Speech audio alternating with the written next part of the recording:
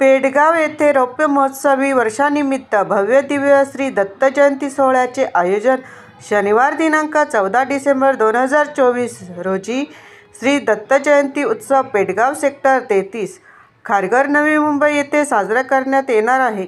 तरी या धार्मिक कार्यक्रमाला सर्व संत मंडळी, आबालवृद्ध व बंधू भगिनी यांनी उपस्थितीत राहून धार्मिक सोहळा भक्ती आनंद घ्यावा असे आवाहन जयेंद्र शेळके, रवींद्र शेळके यांनी केले आहे।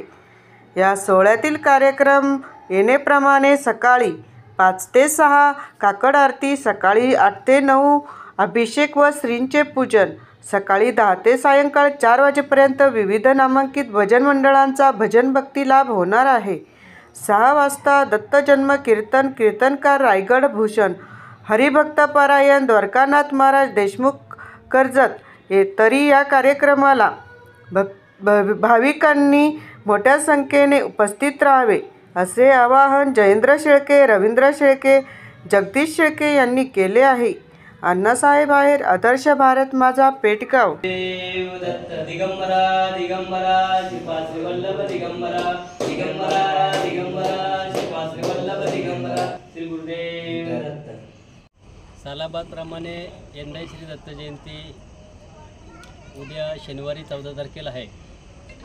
आज दत्त जयंती 11 वर्षापासून इथे साजरी होते आणि इथे सर्व परिसरातील सर्व भाविक भक्त खूप मोठ्या संख्येने जमा होत असतात।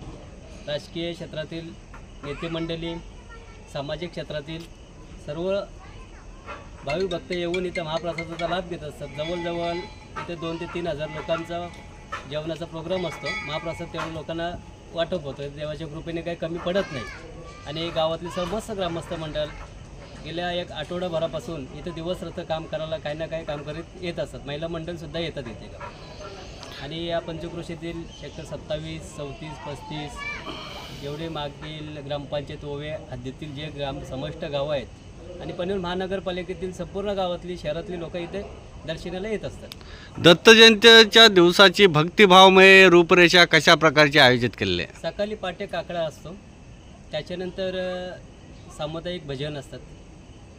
प्रत्येक गावातले भजन मंडळी येतात आणि कीर्तनकार आहेत।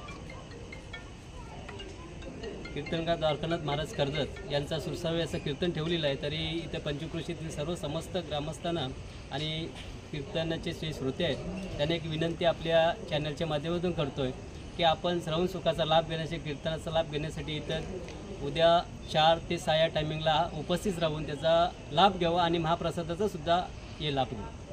दत्त जन्म हा उद्या एक आगळं वेगळं भक्ती उद्या पाहायला मिळालं आहे। संपूर्ण परिसर हा भक्तिमय होणार आहे आणि जनता ह्या दत्त जन्मानिमित्त येण्यासाठी नागरिकांना कशा प्रकारचं आपण आवाहन कराल?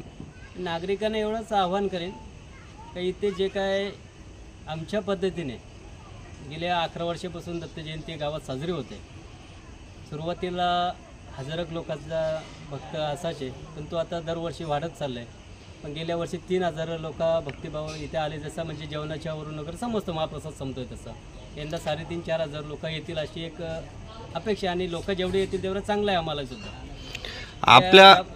आपल्या पाठीमागं दत्त कृपेचा हात आहे आणि सहयोगी अनेक गावातली मंडळे असतील, आजूबाजू परिसरातील मंडळे असतील, या सहयोगी हातांच्या माध्यमातून ही दत्त जयंती उत्सव कशा प्रकारे त्याला एक भक्तीचं स्वरूप मिळतं आणि सहयोगी हातांच्या बाबत आपण काय प्रतिक्रिया द्याल?